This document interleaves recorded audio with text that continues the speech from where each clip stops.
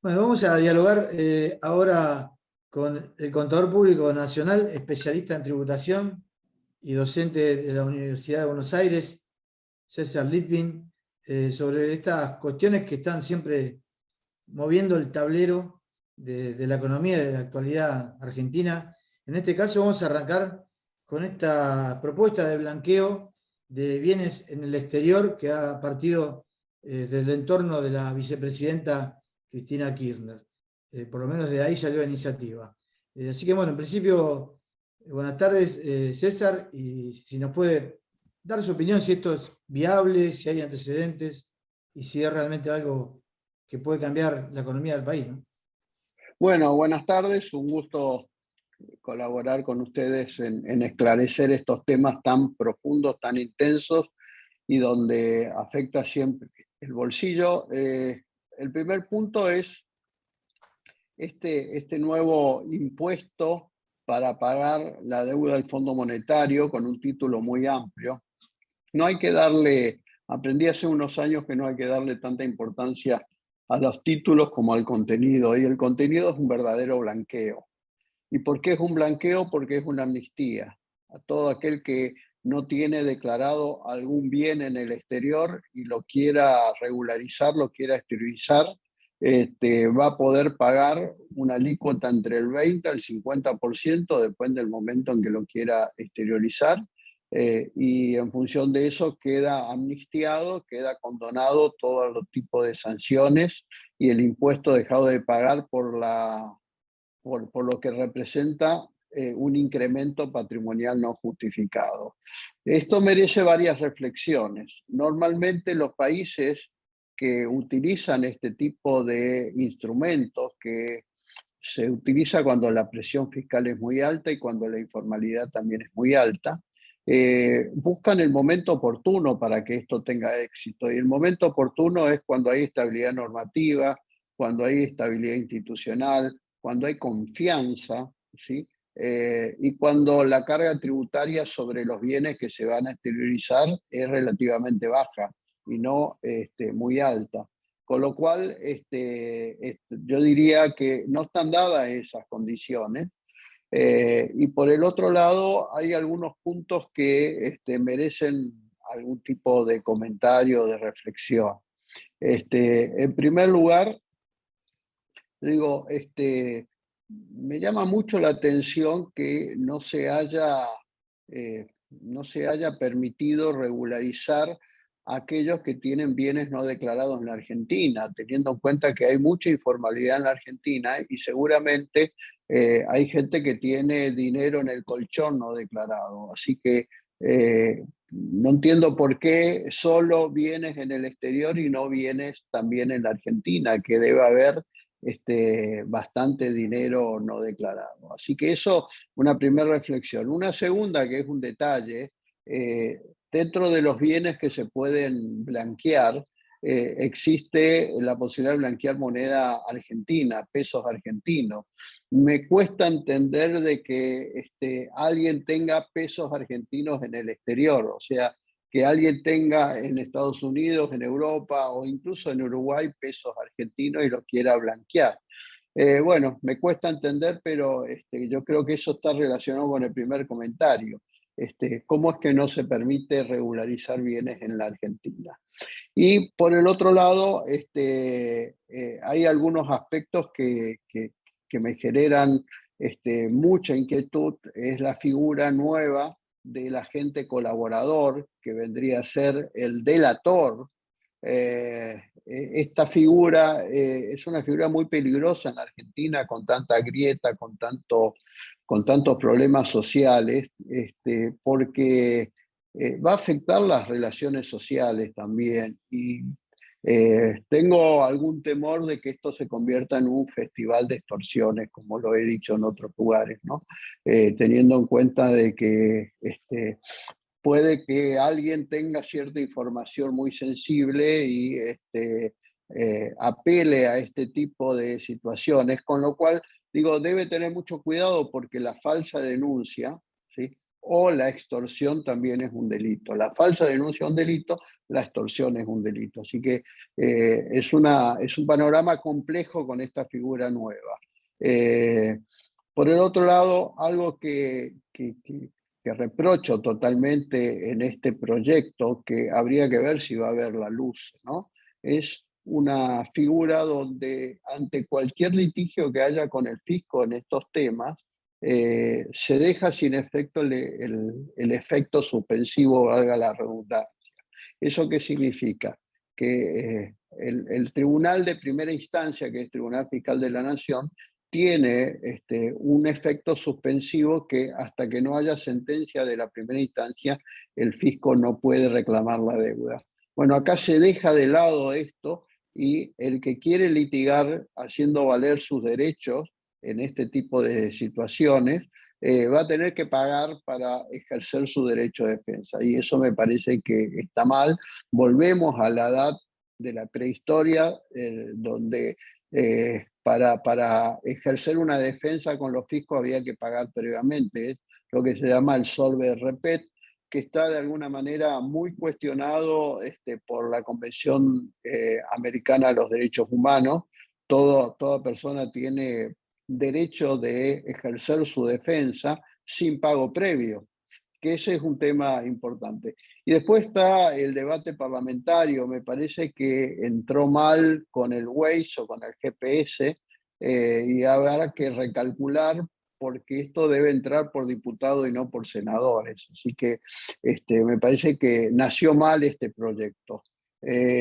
Habrá que ver qué hace la oposición, habrá que ver el trámite parlamentario, habrá que ver qué debate tiene esto, y para luego fijar una posición mucho más clara. Pero un punto también que me llama la atención es que no existe restricción para los funcionarios públicos. Entonces genera mucha susceptibilidad este tipo de situación.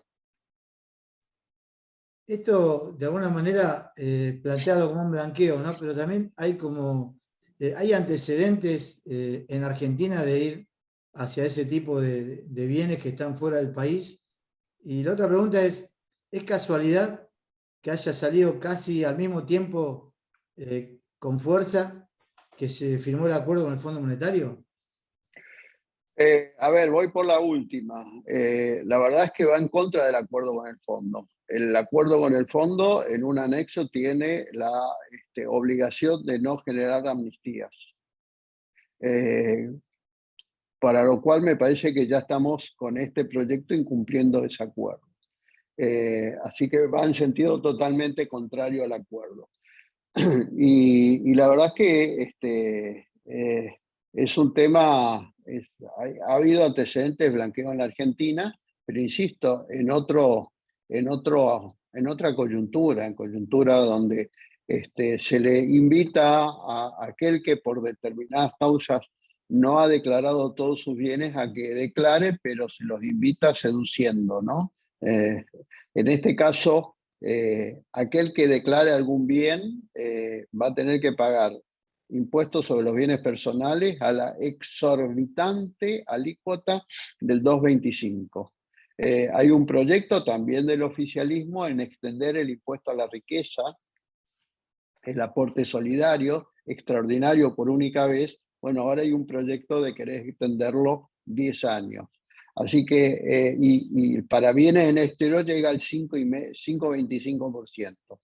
Entonces me parece que el que quiera exponer su patrimonio no declarado a una carga tributaria muy alta, lo va a pensar dos veces. No estoy abriendo juicio de valor si está bien o no, pero me parece que hay que tener en cuenta un poco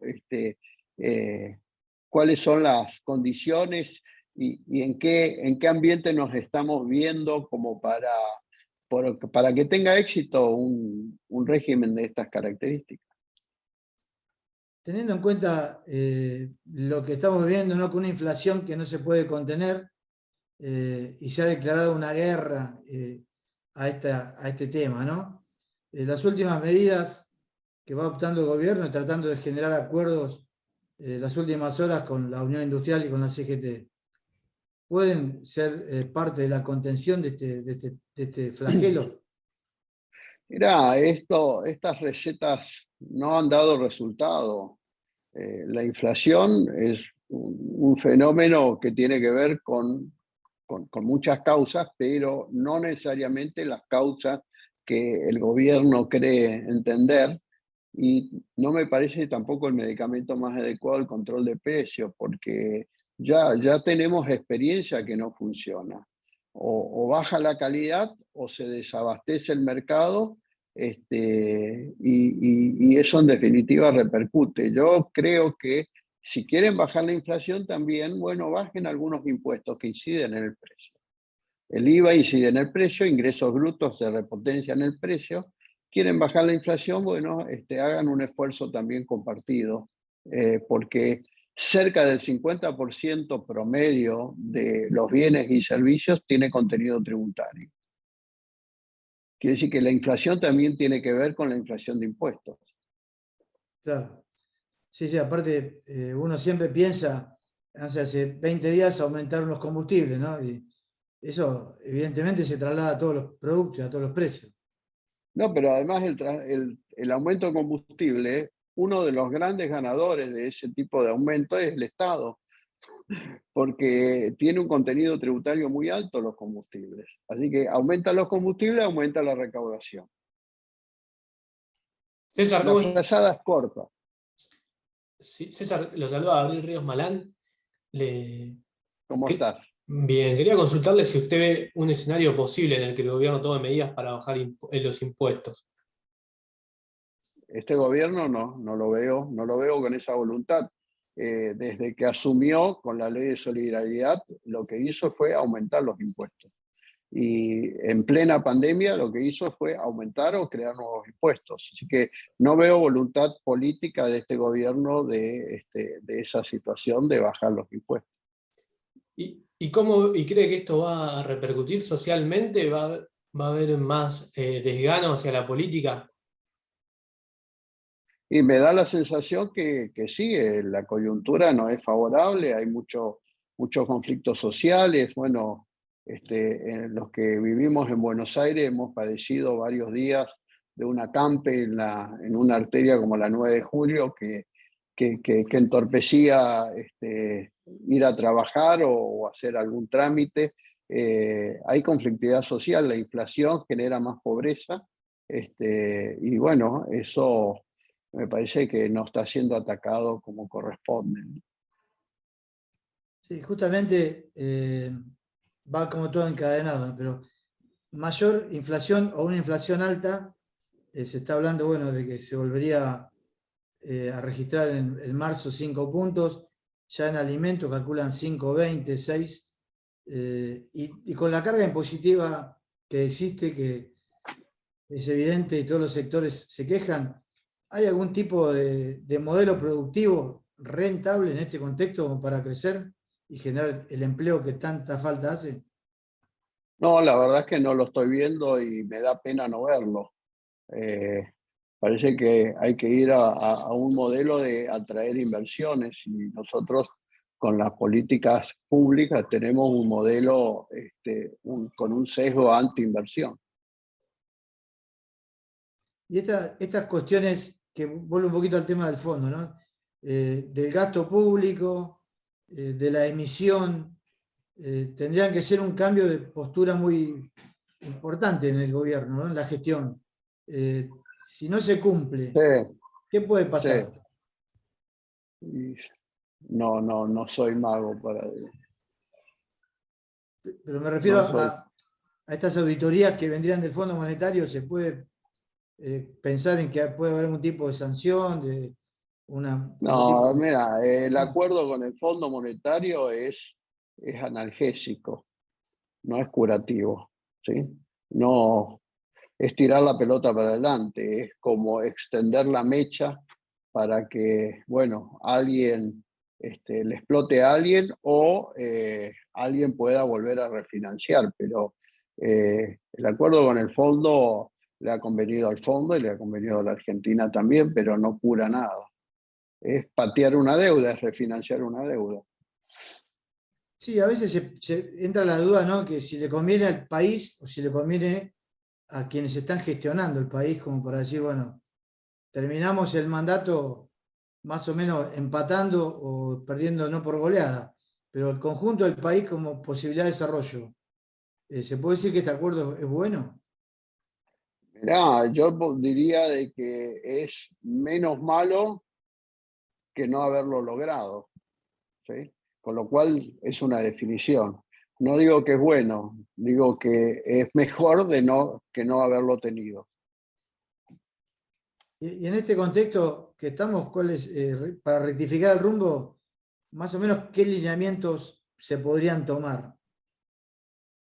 Para rectificar el rumbo, lo que habría que hacer es, en primer lugar, una austeridad del gasto público, en segundo lugar, una gran reforma del Estado en ese sentido para evitar los gastos superfluos, los gastos no esenciales, los gastos que son improductivos, y en función de eso generar un cambio en la estructura tributaria, simplificar la cantidad de tributos, sacar los impuestos que son distorsivos y justamente canalizar toda una política de creación de inversiones, de motivación de inversiones, porque lo único que puede sacar la cantidad de pobres que hay en la Argentina es la inversión y el empleo.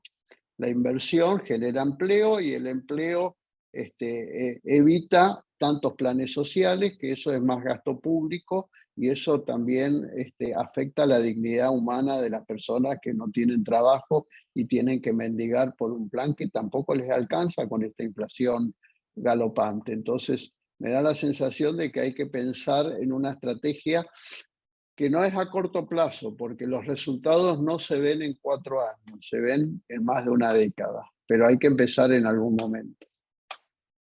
César, la última pregunta. Hace un año más o menos hablamos y usted dijo que la dirigencia política no ve la dimensión de la crisis que estamos atravesando. ¿Seguimos en el mismo punto en ese aspecto? Totalmente, totalmente.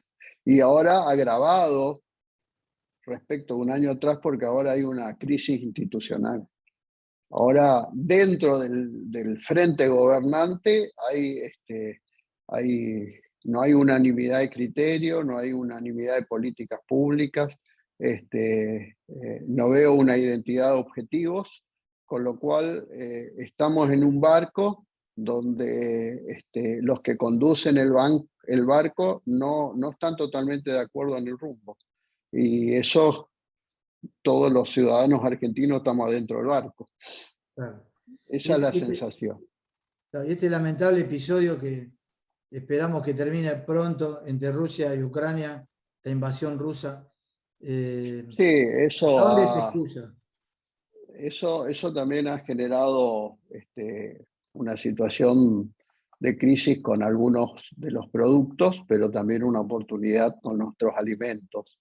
Yo creo que la Argentina, poniendo una visión un poco optimista a mediano plazo, tiene recursos naturales para crecer, para que lleguen inversiones, pero hay que darle seguridad jurídica, estabilidad fiscal, y hay que generar toda una serie de incentivos mirando qué hace el mundo para atraer inversiones. Y hoy el mundo está compitiendo para atraer inversiones. Claro, pero en materia inflacionaria, comparando, por ejemplo, en febrero con los países cercanos, evidentemente no es real, es una excusa que se ha utilizado, ¿verdad? Y yo creo que incide, pero no como se lo quiere hacer ver. Tiene algún grado de incidencia, pero yo creo que también tiene que ver con los medicamentos inadecuados que se están aplicando. César, le agradecemos muchísimo este tiempo que nos ha dado y, como siempre, por la claridad de sus conceptos. Adiós, un gusto estar con ustedes. Bueno, muchas gracias. Hablamos con César Litvin, especialista en tributación, contador público nacional, docente de la UBA y muy conocedor de la economía, obviamente.